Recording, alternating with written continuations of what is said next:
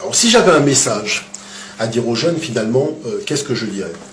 Je dirais que la possibilité d'exister en dehors de ce que l'on est, c'est une impossibilité mathématique.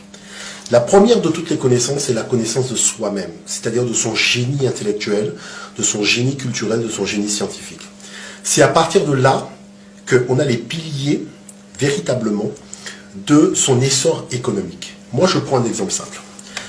Un jeune Chinois qui va étudier à Oxford, il sait qu'il y a 50% de technicité, 50% de culture. Donc, quand il arrive en Chine, après avoir étudié, il va prendre des 50% de technicité qui va acclimater avec 50% de culture chinoise. C'est-à-dire que les documents vont être traduits en chinois, il va s'habiller en chinois, il va prier un dieu chinois, et véritablement, il va acclimater, c'est-à-dire coloniser les connaissances qu'il a acquises à Oxford, de manière à faire avancer le projet civilisationnel chinois.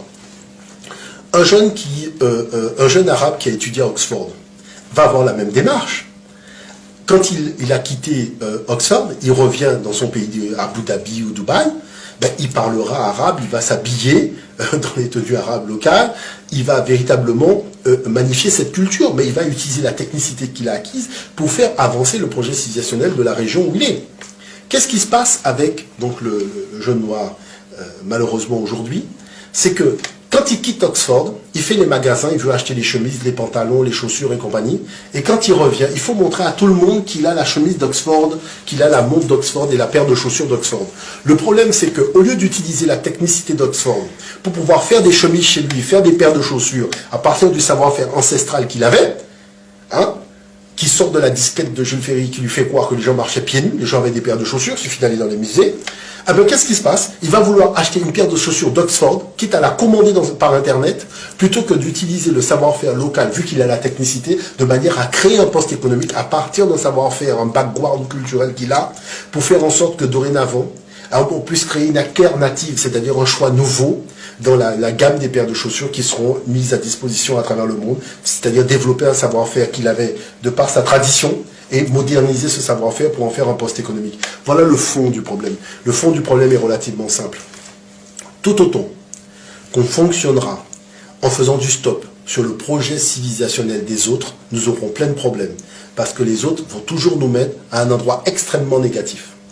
À partir du moment où nous prenons le temps d'œuvrer pour notre projet civilisationnel, il y a plein de choses qui vont disparaître. C'est-à-dire, beaucoup de choses vont totalement disparaître. Tous ces problèmes de discrimination, de racisme et compagnie, ça va totalement disparaître, tout simplement parce qu'on aura un projet. Sans projet, vous n'existez pas. Et je vais vous dire le plus grand de tous les secrets. Pour avoir un projet civilisationnel, il faut avoir une vision spécifique du divin. Ce n'est pas en priant les dieux extra-africains que vous donnez la chance de comprendre quelle est la nature du projet civilisationnel africain. L'Afrique a été initiatrice dans le domaine de la religion, dans le domaine du sacré, dans le domaine de la tradition spirituelle. Il faut étudier, retourner, je dirais, réouvrir les livres pour pouvoir comprendre comment nos ancêtres fonctionnaient à l'époque où ils avaient leur propre projet civilisationnel. Moi, je vous prends un exemple.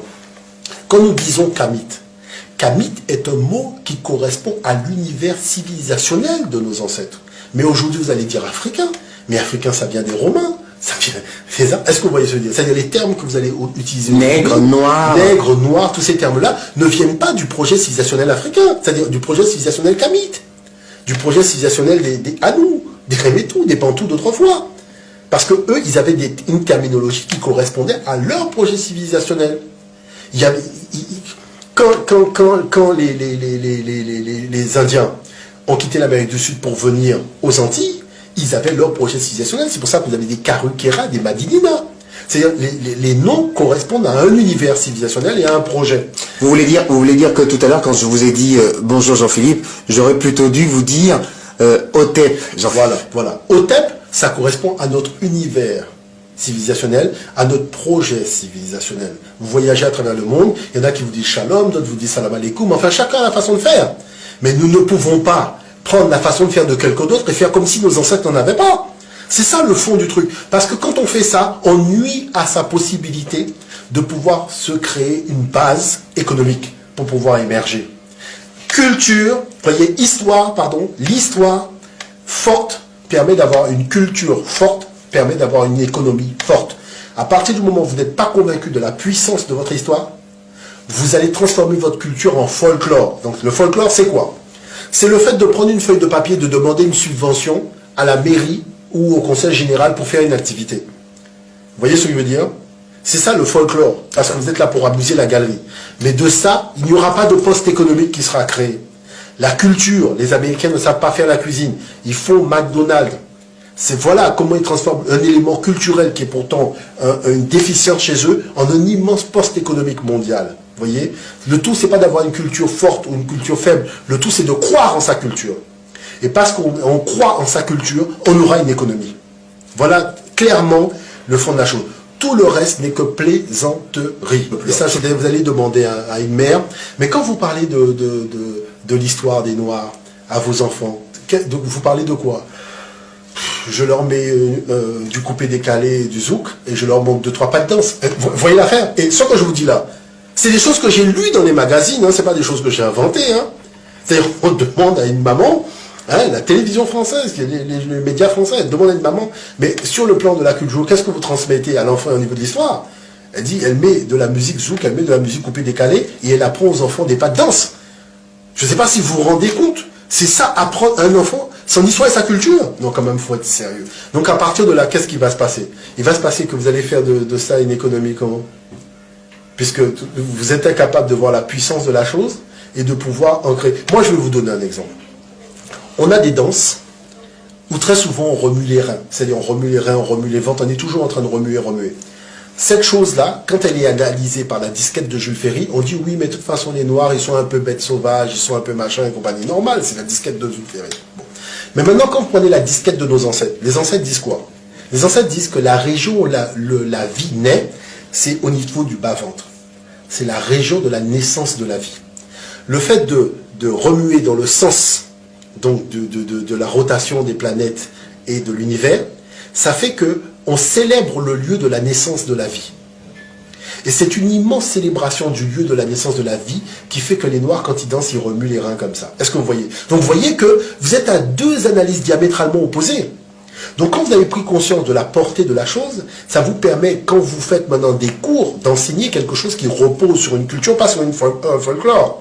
Donc à partir de là, vous prenez conscience que vous êtes garant d'un savoir et d'une tradition qui repose sur une vision spirituelle de quelque chose. Donc ça veut dire que vous ne pouvez pas laisser à d'autres venir enseigner quelque chose qui repose alors qu'ils ne sont pas issus de cette tradition. Est-ce que vous comprenez ce que je veux dire par là? Donc ça veut dire que, tout simplement, on a des problèmes qui sont des problèmes, ce que je comprends, sociaux et tout ce que vous voulez. Mais ces problèmes-là, nous nous déplaçons avec un monde où ces problèmes ne sont qu'artificiels. C'est-à-dire qu'on nous a créé un monde qui en réalité n'existe pas. Quel est le monde qu'on nous a créé? On nous a créé un monde dans lequel les Noirs n'ont rien inventé, dans lequel les Égyptiens n'étaient pas noirs, dans lequel l'Afrique n'a rien apporté à la civilisation. Et on se déplace avec ce monde-là, et on pense que ce monde-là correspond à la réalité. Nous devons enlever ce monde et le remettre aux gens qui nous ont bâti un monde artificiel parce que ce monde n'existe pas. Et nous devons prendre le monde qu'avaient nos ancêtres, avec leur vision qu'ils avaient, qui est un monde beaucoup plus vaste, qui regroupe des disciplines et des domaines que les autres mondes ne peuvent même pas envisager. Comment faire pour avoir accès au projet civilisationnel Kamit? J'ai écrit un livre, qu'est-ce Kamit? C'est tout. Moi, je dis, voilà, très simplement, voilà ma contribution. J'ai écrit un livre qui s'appelle Qu'est-ce qu'être Kamit? Où est-ce qu'on le aux trouve? éditions Ménébuc.